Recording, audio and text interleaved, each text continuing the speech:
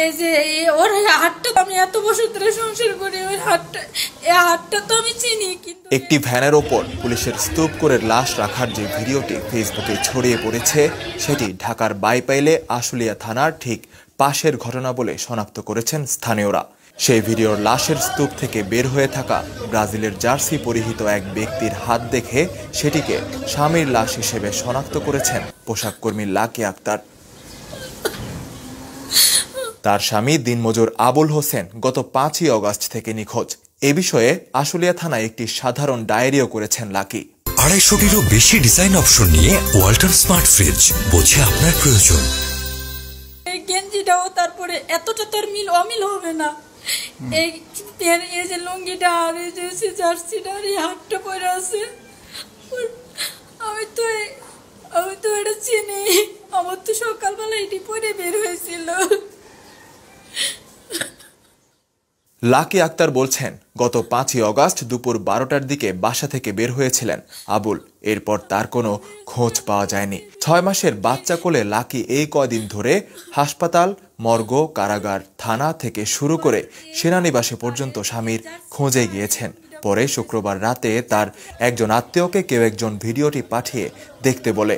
আত্মীয়টি তাকে দেখালে তিনি স্বামীকে চিনতে পারেন। প্রতিবেশীরাও ওই ভিডিও দেখে তাকে আবুল হোসেন বলে শনাক্ত করেছেন। ভাবি আপনারা দেখছেন না জাবালা? হ্যাঁ, এই যে লুঙ্গিটা আর এই যে জার্সি, হাতের এই জিনিসটা একটু মোটা ছিল, একটা মোটা ছিল, গিরাটা এই যে হাতের কোনিটা মোটা ছিল। এই এন্ডা যত মেডিকেল আছে, ঢাকা মেডিকেল সুদ্ধা খোঁজ যাইছি। তারপরে এই ওইদিকে সাবার ওদিকে খুঁজছি, ধামরাইল মেডিকেল খুঁজছি। তারপরে যে এদিকে শেখ হাসিনা ফজিতুল নেশা, মানে এদিক দিয়ে যত ছোট ছোট ক্লিনিক গুলা শুদ্ধ আমি সব খুঁজি, পাই নাই। পরে অনেকে বলছি যে কি মানুষ ধরে নিয়ে গেছে। তারপরে আমি কেরানীগঞ্জ কারাগারেও গিয়ে খুঁজেছি, ওর পাইনি আমি। সেখানকার বাসিন্দারা বলছেন, ভিডিওটিতে যে ভ্যানের লাশ তুলতে দেখা গেছে সেটি দাঁড়ানো ছিল আশুলিয়া থানার কোনায় জামে মসজিদের ঠিক পেছনের গলিতে।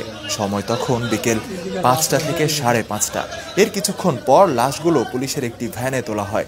সন্ধ্যার দিকে সেই ভ্যানটিতে আগুন লাগিয়ে দিলে লাশগুলো সব পুড়ে অঙ্গার হয়ে যায়। সেখানে 6টির মতো লাশ ছিল বলে জানিয়েছেন স্থানীয় কয়েকজন। তবে পুলিশের কাছে এ বিষয়ে কোনো তথ্য নেই। সে লাশগুলো কোথায় গেল তাও জানে না পুলিশ। ও তো কোনো দল করে না, কিছুই না। ও তো সবার সাথে ওই জায়গায় মিলিত হয়েছে। ও তো কামলার পোশাকে ওর পরনে ছিল।